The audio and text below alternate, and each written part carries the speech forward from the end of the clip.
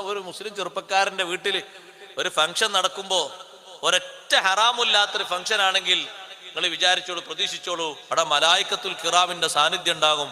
എല്ലാ സംഗതികളും മഖ്ബൂലായിരിക്കും. 10 ലക്ഷം ആളുകളൊന്നും വേണ്ട, 1000 ആളുകൾക്ക് ഭക്ഷണം കൊടുത്ത് സൽക്കരിച്ചിട്ടുണ്ടെങ്കിൽ ആ 1000 ആൾക്കും ഭക്ഷണം കൊടുത്തതിന്റെ കൂലി അല്ലാഹു തആല തരും. ഒരൊറ്റ ഹറാം കല്യാണവുമായിട്ടോ സൽക്കാരവുമായോ ബന്ധപ്പെട്ടവിടെ നടന്നോ 10,000 പേർക്ക് നിങ്ങൾ ഭക്ഷണം കൊടുത്താലും, അതിൽ സാദാത്തുക്കൾ വന്ന് ഭക്ഷണം കഴിച്ചാലും, ഉലമാ വന്ന് ഭക്ഷണം കഴിച്ചാലും ഒരൊറ്റ ധാന്യത്തിന്റെ കൂലി പോലും അള്ളാഹു നിങ്ങൾക്ക് തരില്ല. ഒരാശങ്കയും വേണ്ട ആ വിഷയത്തിൽ. നിങ്ങളെപ്പോലെ പെങ്ങന്മാരെ കല്യാണം ഞാനും നടത്തിയിട്ടുണ്ട്. ഹറാം പറഞ്ഞ ഒരു വിഷയമില്ലാതെയാണ് നടത്തിയത്. 100-300 ആളുകളെ ഭക്ഷണം വിളിച്ച് ഭക്ഷണം കൊടുത്ത്, ആണിന് പെണ്ണിനൊക്കെ വേറെ ആയിട്ട് ഭക്ഷണം കൊടുത്ത് ഒരൊറ്റ ഹറാമിന്റെ ഒരു പരിപ്പ് പോലും ഇല്ല. ഒരു ഫോണിൽ പോലും ഒരു ഫോട്ടോ ഒക്കെ പോസ്റ്റ് ചെയ്തിട്ടില്ല. അപ്പൊ ആരൊക്കെയാണ് ഫോണിൽ ആരൊക്കെ ഫോട്ടോ എടുക്കേണ്ടത്? സ്റ്റേജിൽ വന്ന് ഏതൊക്കെ ബാച്ചാണ്? +2 ബാച്ച്, പിന്നെ BA ബാച്ച്, പിന്നെ +1 ബാച്ച്. പറയൂ, എല്ലാവരും പറയൂ. അതല്ലേ ഇപ്പോഴത്തെ സന്ദേശം. ആണത്തത്തോട് ആണായി നിൽക്കുന്ന അന്തസ്സുള്ള ബാപ്പമാർ അതിനനുവദിക്കരുത്. ഈമാനിന്റെ ചെറിയ തരി നിങ്ങളെ ഖൽബിൽ അല്ലാഹു ബാക്കി തന്നിട്ടുണ്ടോ?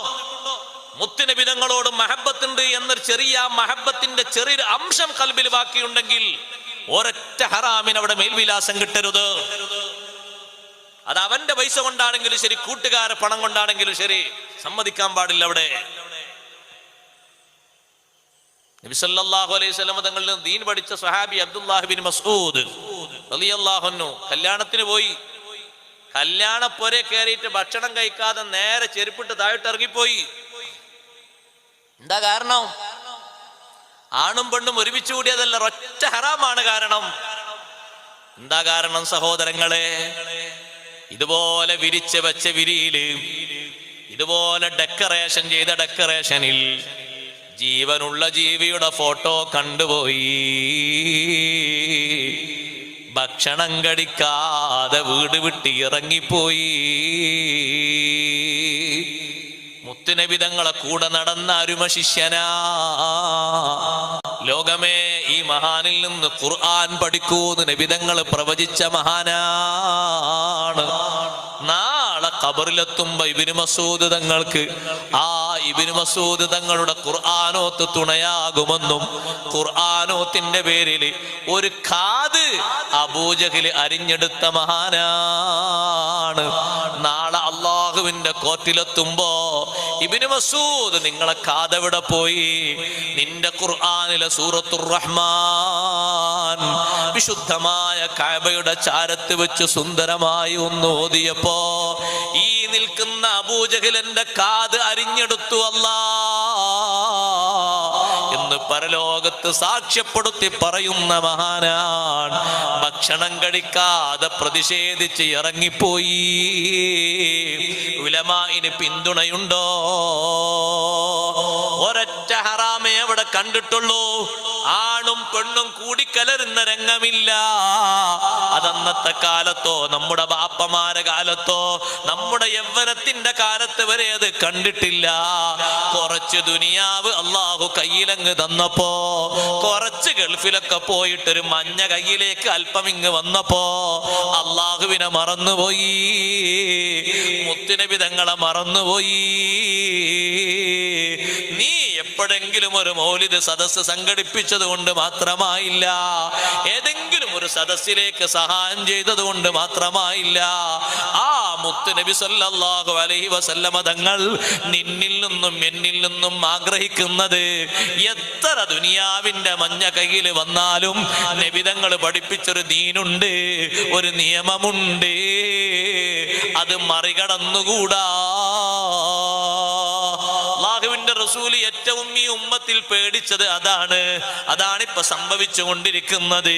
നിങ്ങൾ കണ്ടില്ലേ, കഴിഞ്ഞ മാസം ഒരു സ്ഥലത്ത് ആർഭാടപൂർവം ഹറാമിന്റെ കൂത്തരങ്ങായിട്ടൊരു ഫംഗ്ഷൻ നടന്നപ്പോ ഒരു മാന്യനായ ഉസ്താദ് മാന്യതയുള്ള ഭാഷയില്, കാർക്കശ്യമുള്ള ശൈലിയിലും നല്ല മാന്യതയുള്ള ഭാഷയിൽ ഉപദേശിച്ചപ്പോ ചെറുപ്പക്കാരന്റെ വർത്തമാനം എന്താണെന്നറിയോ? ജനങ്ങൾ തന്ന സഹായം കൊണ്ടല്ല ഞാനിത് ചെയ്തത്, ഞാൻ സമ്പാദിച്ച പണം കൊണ്ടല്ലേ. നിങ്ങൾക്ക് എന്താണ് അതിൽ ഇത്ര മുറുമുറുപ്പ്? നമ്മളെ ആൾക്കാർക്കും പറയാനുള്ളത്? ഏറിപ്പോയ അതല്ലേ പറയാനുള്ളത്? നിങ്ങളൊന്ന് പറയും, മറ്റൊരു ഭാഷ എന്താ പറയാനുള്ളത്? മൊയ്ലിയർ എന്തിനാ അതിൽ ഇത്ര തുള്ളുന്നത്? നമ്മളെ യേശുണ്ടല്ലേ എന്നല്ലേ പറയാനുള്ളത്? അത് കാറൂന്റെ ഭാഷയാണ്. ഖുർആൻ പറഞ്ഞ കാറൂന്റെ ഭാഷ. ഈ സ്വത്തൊക്കെ കിട്ടിയത് എന്റെ വിവരം കൊണ്ടാന്ന് പറഞ്ഞ കിബറിന്റെ ഭാഷ അല്ലേ? ഇന്നമാ ഊതീതുഹു അലാ ഇൽമിൻ ഇൻദി. കാറൂന്റെ ഭാഷയാണത്. സ്വത്ത് തന്ന അള്ളാഹുവിനെ നീ മറന്നു അല്ലേ? അതിന് സഹായകമായിട്ട് നിനക്ക് വേണ്ടി സ്വത്തിനും മറ്റൊക്കെ സംരക്ഷണവും കാര്യങ്ങളൊക്കെ ഏർപ്പെടുത്തി തന്ന മുത്തുനബി സല്ലല്ലാഹു അലൈഹി വസല്ലം തങ്ങളെ മറന്നു അല്ലേ? നബി സല്ലല്ലാഹു അലൈഹി വസല്ലം തങ്ങൾ പറഞ്ഞിട്ടുണ്ട്, ഈ ഉമ്മത്തിൽ ഏറ്റവും കൂടുതൽ ഞാൻ പേടിക്കുന്നത് ഇന്ന ലികുല്ലി ഉമ്മത്തിൻ ഫിത്ന, ഓരോ ഉമ്മത്തിനും ഓരോ ഫിത്നയുണ്ട്. വഫിത്നതു ഉമ്മത്തി അൽമാൽ, എന്റെ ഉമ്മത്തിന്റെ ഫിത്ന അൽമാലു, സമ്പത്താകുന്നു എന്ന് സ്വദഖ റസൂലുള്ളാഹി സ്വല്ലല്ലാഹു അലൈഹി വസല്ലം. അതാണ് നമ്മൾ കണ്ടുകൊണ്ടിരിക്കുന്ന സഹോദരങ്ങളെ. എത്ര നിങ്ങളെ കയ്യിൽ കിട്ടിയാലും മക്കളെ കയ്യിൽ കിട്ടിയാലും അതൊന്നും ശാശ്വതമല്ല. ഇന്ന് തീർന്നാൽ ഇന്ന് തീർന്ന്, അവസാനത്തെ ശ്വാസം ഇന്ന് വലിച്ചാൽ നാളെ മറ്റുള്ളവർ ഭാഗിച്ചെടുത്തു പോയി. അത്രേ ഉള്ളൂ. അത് പരിപാടി കഴിഞ്ഞിട്ട് കഴിഞ്ഞു പോയാൽ കഴിഞ്ഞു, പിന്നെ അത് എണ്ണാനില്ല, അതിന്റെ വലുപ്പൊന്നും പറയാനില്ല. അല്ലാഹു അത് കയ്യിൽ തന്നിരിക്കുന്നത് സുഹൃതങ്ങൾക്ക് വേണ്ടിയാണ്, നിയമങ്ങൾ ധിക്കരിക്കാനല്ല, ഹറാമുകൾ വാരിപ്പുണരാനല്ല. മദ്യം വിളമ്പുന്ന കല്യാണം നഊദു ബില്ലാഹ്, മയക്കുമരുന്ന് വിതരണം ചെയ്യുന്ന കല്യാണം നഊദു ബില്ലാഹ്, സിനക്ക് പ്രേരിപ്പിക്കുന്ന കല്യാണം നഊദു ബില്ലാഹ്, അന്യാണും അന്യപെണ്ണും ഷെയ്ക്ക് ഹാൻഡ് ചെയ്യുന്ന കല്യാണം നഊദു ബില്ലാഹ്, അന്യാണും അന്യപെണ്ണും തോളോട് തോളുരുമ്മി നിന്ന് പരസ്പരം വായിലേക്ക് മിഠായി കൈമാറുന്ന കല്യാണം നഊദു ബില്ലാഹ്. ഹലാലായിട്ട് നിക്കാഹ് ചെയ്യുന്നതിന്റെ മുമ്പ് തന്നെ ശരീരം സ്പർശിക്കുന്ന കല്യാണങ്ങളും സദസ്സുകളും നഊദു ബില്ലാഹ്. ദീൻ അനുവദിക്കുമോ? കാണാൻ തന്നെ പരിമിതമായ സ്ഥലങ്ങളും പരിധിയും ആണിനും പെണ്ണിനും വെച്ച് തന്ന ദീന് തൊടാൻ പറഞ്ഞിട്ടുണ്ടോ? കൈ കൊടുക്കാൻ പറ്റുമോ? അങ്ങോട്ടും ഇങ്ങോട്ടും പലഹാരം കൊടുത്തിട്ട് ഒന്ന് മുസാഫഹത്ത് പറ്റുമോ? അപ്പുറത്തും ഇപ്പുറത്തും നോക്കി നിൽക്കുന്ന കാരണവന്മാരെ, ഉമ്മമാരെ, അള്ളാഹുവിന്റെ റസൂലിന്റെ ശരീഅത്ത് കളഞ്ഞു കുളിക്കുന്നതിന് സാക്ഷ്യം വഹിച്ചാൽ മുത്തുനബി തങ്ങൾ നമ്മളെ ഇഷ്ടപ്പെടുമോ? അള്ളാഹിന്റെ റസൂല് നമ്മളെ സ്നേഹിക്കുമോ? ആഖിറത്തിൽ നമുക്ക് ശഫാഅത്ത് തരുമോ? എന്റെ ദീനിന്റെ നിയമങ്ങൾ മാറ്റിമറിച്ചവരാണ്, അവർക്ക് ഞാൻ എന്റെ ഹൗലിൽ നിന്ന് വെള്ളം കൊടുക്കൂല എന്ന് പറഞ്ഞിട്ട് മാറ്റി നിർത്തപ്പെടുന്ന വിഭാഗത്തിൽ പെട്ടേക്കുമോ? മൂന്ന് അഭിപ്രായങ്ങൾ മഹാന്മാർ അതിൽ പറഞ്ഞപ്പോ ഇമാം ഹാഫിദ് ഇബ്നു അബ്ദുൽ ബർ റഹ്മഹുല്ലാഹ് പറഞ്ഞു, എന്റെ ദീനിന്റെ നിയമങ്ങൾ മാറ്റിമറിച്ചവർ എന്ന് പറഞ്ഞിട്ട് അള്ളാഹിന്റെ റസൂല് ആട്ടിയോടിക്കുന്നു എന്ന് പറഞ്ഞതില് മൂന്നാമത്തെ അഭിപ്രായം അസ്ഹാബുൽ കബായിരി, വൻദോഷങ്ങൾ ചെയ്തവരാ. ഈ എണ്ണിയതൊന്നും വൻദോഷമല്ലെങ്കിൽ പിന്നെ വൻദോഷങ്ങളേതാ? നമുക്ക് നബി സല്ലല്ലാഹു അലൈഹി വസല്ലം തങ്ങളെ കാണണ്ടേ?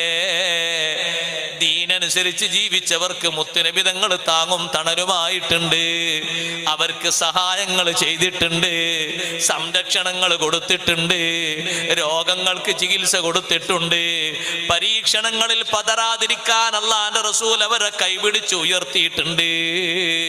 എത്രയോ മഹാന്മാർക്ക് അല്ലാഹുവിന്റെ റസൂല് സന്തോഷവും സുവിശേഷവും പരിഹാരവും നൽകിയിട്ടുണ്ട്. ദീനനുസരിച്ച് അടിയുറച്ച് നിൽക്കുന്ന മുഹിബ്ബീങ്ങളാണോ? സംശയം വേണ്ട, മുത്തുനബി തങ്ങളെ സഹായമുണ്ട്. ഞാനും നിങ്ങളും ചെയ്യുന്നത് അല്ലാഹുവിന്റെ റസൂല് കാണൂലേ? കാണാതെ പിന്നെങ്ങനെയാ സാക്ഷി നിൽക്കല്? നബി തങ്ങൾ നമുക്ക് സാക്ഷിയല്ലേ? ഇന്നാ അർസൽനാക ഷാഹിദൻ വമുബശ്ശിറൻ വനദീറാ. എല്ലാ വീട്ടിലും മങ്കൂസ് മൗലിദ് ഓതുമ്പോ ഈ ഒരു ആയത്ത് ആയത്ത് കൂടുതൽ കേൾക്കാറില്ലേ? ഹദീസിൽ കേൾക്കാറില്ലേ? ഇന്നാ അർസൽനാക ഷാഹിദൻ, നബിയേ അങ്ങയുടെ ഉമ്മത്തിന് അങ്ങ് സാക്ഷിയാണ്. ഈ ഉമ്മത്തിലെ ലക്ഷോപലക്ഷം വരുന്ന ആളുകള്, കോടിക്കണക്കിന് ആളുകള്, അത് ഈ കുഗ്രാമത്തിലെ ആളുകളാണെങ്കിലും ഈ ജില്ലയിലെ ആളുകളാണെങ്കിലും ഈ സംസ്ഥാനത്തെ ആളുകളാണെങ്കിലും ഈ രാഷ്ട്രത്തിലെയും മറ്റു രാഷ്ട്രങ്ങളിലെയും ആളുകളാണെങ്കിലും ഒരാളെയും വേർതിരിച്ച് അറിയാതിരിക്കൂല. എല്ലാവർക്കും നബിതങ്ങൾ ഷാഹിദാൻ. സാക്ഷി നിൽക്കുന്ന ആൾക്ക് രണ്ട് വിഷയം വേണം. ഒരാളെ സാക്ഷിയായി പരിഗണിക്കണമെങ്കിൽ രണ്ട് കാര്യങ്ങൾ അയാൾക്ക് വേണം. ഒന്നയാൾക്ക് കണ്ണിന് കാഴ്ച വേണം. കാഴ്ചയില്ലാത്ത ഒരാളെ നിങ്ങൾ നിക്കാഹിന് സാക്ഷിയായി കൂട്ടോ? കാഴ്ചയില്ലാത്ത ഒരാളെ കോർട്ടിൽ സാക്ഷിയായി കൂട്ടോ? സാക്ഷിക്ക് കാഴ്ച വേണം, സാക്ഷിക്ക് കേൾവിയും വേണം. നമ്മൾ ചെയ്യുന്ന ഓരോ കർമ്മങ്ങളും അള്ളാന്റെ റസൂൽ കാണുന്നുണ്ട് എന്ന് ഖുർആൻ പറഞ്ഞില്ലേ? വഖുൽ ഇഅ്മലൂ ഫസയറല്ലാഹു അമലക്കും വറസൂലുഹു. നിങ്ങൾ ചെയ്യുന്ന ഓരോ പ്രവർത്തനങ്ങളും അള്ളാഹു കാണുന്നുണ്ട്, അള്ളാഹുവിന്റെ റസൂല് കാണുന്നുണ്ട്. മുത്തുനബി തങ്ങൾ പറഞ്ഞ ഹദീസിലും അങ്ങനെയല്ലേ ഉള്ളത്? തുറദു അലയ്യ അമാലുക്കും, നിങ്ങളുടെ ഓരോ കർമ്മങ്ങളും എനിക്ക് വെളിവാക്കപ്പെടും. ഈ സദസ്സ് മാത്രമല്ല, സ്വലാത്ത് ചൊല്ലുന്നത് മാത്രമല്ല, നിസ്കരിക്കുന്നത് മാത്രമല്ല, ഓരോ കർമ്മങ്ങളും വെളിവാക്കപ്പെടും. ആ വെളിവാക്കപ്പെട്ടതിനനുസരിച്ച് പ്രതികരണവും സന്ദേശവും മുത്തുനബി സല്ലല്ലാഹു അലൈഹി വസല്ലം തങ്ങളുടെ ഭാഗത്ത് നിന്ന് വരും. കണ്ടില്ലേ നിങ്ങൾ ബഹുമാനപ്പെട്ട അഹ്മദ് ബിൻ ഹംബൽ റളിയല്ലാഹു അൻഹു, ഹിജ്റ 3-ാം നൂറ്റാണ്ടിൽ ജീവിച്ച മഹാൻ ഇമാം ഷാഫി റളിയല്ലാഹു അൻഹുവിന്റെ ശിഷ്യനായ ബഹുമാനപ്പെട്ട അഹ്മദ് ബിൻ ഹംബൽ റളിയല്ലാഹു അൻഹു ഒരിക്കൽ അവിടുത്തെ ശിഷ്യനെ വിളിച്ചു പറയുന്നു, റബി എന്ന് പറയുന്ന ശിഷ്യനെ വിളിച്ചിട്ട് പറയുന്നു, മോനെ റബിയെ, ഈ എഴുത്ത് നീ വാങ്ങിയിട്ട് പെട്ടെന്ന് നീ എഴുത്തുമായിട്ട് പോകണം. എന്നിട്ട് എൻ്റെ ശിഷ്യൻ അഹ്മദ് ബിൻ ഹംബൽ തങ്ങൾ അടുത്ത് കൊണ്ടുപോയി കൊടുക്കണം. എന്നിട്ട് ഉത്തരം കൊണ്ടുവരണേ. ഒരു കത്ത് കൊടുക്കുകയാണ് ശിഷ്യൻ റബീന്റെ കയ്യിൽ. ബഹുമാനപ്പെട്ട ഷാഫി ഇമാം റളിയല്ലാഹു അൻഹു, അഹ്മദ് ബിൻ ഹംബൽ റളിയല്ലാഹു അൻഹു എവിടെയാണ്?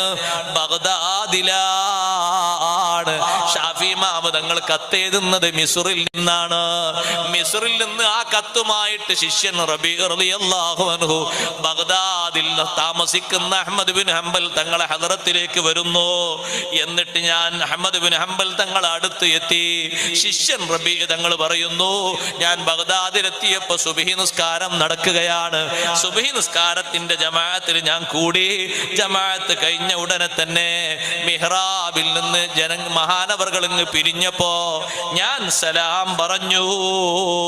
എന്നിട്ട് ഞാൻ കൊടുത്തു, കത്ത് കൊടുത്തിട്ട് ഞാൻ പറഞ്ഞു, ഇമാം ഷാഫി റളിയല്ലാഹു അൻഹു മിസ്റിൽ നിന്ന് നിങ്ങൾക്ക് തരാൻ വേണ്ടി വന്ന കത്താണ്.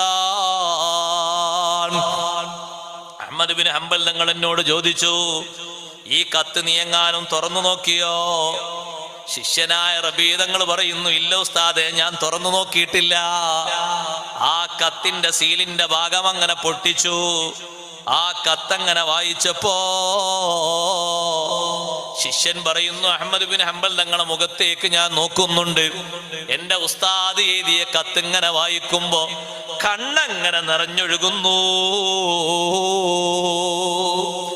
സുബ്ഹാനല്ലാഹ്, കത്തിലുള്ള സംഗതി അങ്ങനെ വായിച്ചിട്ട് കണ്ണിൽ നിന്ന് ധാരാളം കണ്ണീര് ഒഴുകുന്നത് കണ്ടപ്പോ ഞാൻ ചോദിച്ചു, അഹ്മദ് ബിൻ ഹംബൽ തങ്ങളെ എന്ത് സംഭവിച്ചു പോയി? മഹാനവർകൾ പറയുന്നു, മോനെ റബിയേ, നിങ്ങളെ ഉസ്താദും എന്റെ ഉസ്താദുമായ ഷാഫി ഇമാം തങ്ങള് എന്താണ് ഈ കത്തിൽ എഴുതിയിരിക്കുന്നു എന്നറിയോ? ഇന്നലെ ഷാഫി ഇമാം തങ്ങൾ മുഹമ്മദുർ റസൂലുള്ളാഹി സ്വല്ലല്ലാഹു അലൈഹി വസല്ലം തങ്ങളെ സ്വപ്നത്തിൽ ദർശിച്ചു. ഷാഫി ഇമാം തങ്ങളോട് അള്ളാഹുവിന്റെ റസൂല് പറഞ്ഞു, അഹ്മദ് ബിൻ ഹംബൽ തങ്ങളോട് ഒരു കത്തെഴുതിയിട്ട് എന്റെ സലാം പറയണേ. ആരുടെ സലാമാണ് പറയാൻ പറയുന്നത്. അള്ളാഹുവിന്റെ റസൂൽ സല്ലല്ലാഹു അലൈഹി വസല്ലമ തങ്ങൾ സലാം പറയാൻ വേണ്ടി ഷാഫി ഇമാം തങ്ങളെ ഏൽപ്പിക്കുന്നു. എന്റെ ഒരു സലാം പറയണം, കൂട്ടത്തിൽ ഒരു കാര്യം പറയണം. ഇന്നക സതുംതഹനു വതുദആ ഇലാ ഖൽഖിൽ ഖുർആൻ. നിങ്ങൾക്ക് വലിയൊരു പരീക്ഷണം വരാനുണ്ട്. ഖുർആൻ അല്ലാഹുവിന്റെ സൃഷ്ടിയാണെന്നൊരു വാദം പിന്നീട് വരും. ആ വാദത്തിലേക്ക് നിങ്ങളെ വലിച്ചേക്കപ്പെടും. അതുകൊണ്ട് ഫലാ തുജിബുഹും, അവർക്ക് ആ വിഷയത്തിൽ നിങ്ങൾ ഉത്തരം ചെയ്യരുത്. അല്ലാഹു നിങ്ങൾക്ക് ഖിയാമത്ത് നാൾ വരെ വലിയ സ്ഥാനം അല്ലാഹു നിങ്ങൾക്ക് തരും. പിന്നീട് നടക്കാൻ പോകുന്ന ഒരു പരീക്ഷണത്തെ പറ്റിയിട്ട് മുന്നറിയിപ്പ് നൽകിയിട്ട് അവിടുത്തെ ദീന് നടത്തുന്ന, ദീനിന് വേണ്ടി നേതൃത്വം നൽകുന്ന ഇമാമുകളായ ഷാഫി ഇമാം തങ്ങളെയും അഹ്മദ് ബിൻ ഹംബൽ റളിയല്ലാഹു അൻഹുവിനെയും ധൈര്യം കൊടുക്കുന്ന നേതാവ് മുഹമ്മദുർ റസൂലുള്ളാഹി സ്വല്ലല്ലാഹു അലൈഹി വസല്ലം. നമ്മൾ ചിന്തിക്കുന്നത് എന്താ? നമ്മൾ ആവശ്യങ്ങൾക്കൊന്നത് വേണ്ടാന്നല്ലേ? ആരും സഹായിക്കാനില്ലാത്ത ഘട്ടം വരുമ്പോ നമുക്ക് വേണ്ടി വരും. ഒരു പിടിക്കാനുള്ള ഒരു പിടിവള്ളിയായിട്ട്, ഒരു അവലംബമായിട്ട് നമുക്കാകെ ഒന്ന് മാത്രമേ ഉള്ളൂ, മുഹമ്മദുർ റസൂലുള്ളാഹി സ്വല്ലല്ലാഹു അലൈഹി വസല്ലം. ആ തങ്ങള് നമ്മുടെ കാര്യത്തിൽ ഇടപെടണമെങ്കിൽ നമ്മുടെ സ്നേഹം ആത്മാർത്ഥമായിട്ടാകണം. നമ്മുടെ സ്നേഹം ഒരിക്കലും മരീചികയാകരുത്. കാര്യമായിട്ട് എനിക്ക് എന്നോടും നിങ്ങളോടും ഉപദേശിക്കാനുള്ളതാണ്, മഹബത്തിന്റെ അർത്ഥതലം മേളിച്ച സ്നേഹമാകണം നമ്മുടെ സ്നേഹം. വാക്കിലൊതുങ്ങുന്ന സ്നേഹമാകരുത്. ഏതെങ്കിലും ഒരു പ്രവൃത്തിയുടെ പിന്നിൽ മാത്രം നിൽക്കുന്ന ഒരു സ്നേഹമാകരുത്. നാളെയും മറ്റന്നാളും കൊണ്ട് മാത്രം നടക്കുന്ന തീരുന്നൊരു സ്നേഹമാകരുത്. ജീവിതത്തിന്റെ അവസാന ഘട്ടം വരെ ഒന്ന് വിടവാങ്ങുന്ന നേരത്ത് അഷ്റഫുൽ ഖൽഖ് റസൂലുള്ളാഹി സ്വല്ലല്ലാഹു അലൈഹി വസല്ലം തങ്ങളെ കണ്ട് പിരിയാനുള്ള മഹബത്താകണം. അതിനുവേണ്ടി സന്തോഷമുള്ള മഹബത്താകണമോ? നമ്മൾ അല്ലാഹുവിന്റെ റസൂലിനെ പൂർണ്ണമായും അംഗീകരിക്കണം. ഭാഗികമായി അംഗീകരിച്ചാൽ പോരാ, പൂർണ്ണമായും അംഗീകരിക്കാനുള്ള കഴിവ് വേണം. വിദേഹത്തുകാര് നോക്ക്, നിങ്ങൾ വിശ്വാസ രംഗത്ത് വരെ അവർക്ക് വൈകല്യം സംഭവിച്ചു. സഹോദരങ്ങളെ, നമുക്ക് വിശ്വാസ രംഗത്ത് വൈകല്യമില്ല, പക്ഷേ കർമ്മരംഗത്തുള്ള വൈകല്യവും പേടിക്കേണ്ടതാണ്. അതും വലിയൊരു പ്രശ്നം തന്നെയാണ്. വിശ്വാസ രംഗത്തവർക്ക് വൈകല്യം ബാധിച്ചു പോയി. നബി സല്ലല്ലാഹു അലൈഹി വസല്ലമ തങ്ങളെ സംബന്ധിച്ച് സാധാരണക്കാരിൽ സാധാരണക്കാരനായി ജീവിച്ചു എന്ന് എഴുതുകയും പറയുകയും വിശ്വസിക്കുകയും ചെയ്യുന്നു.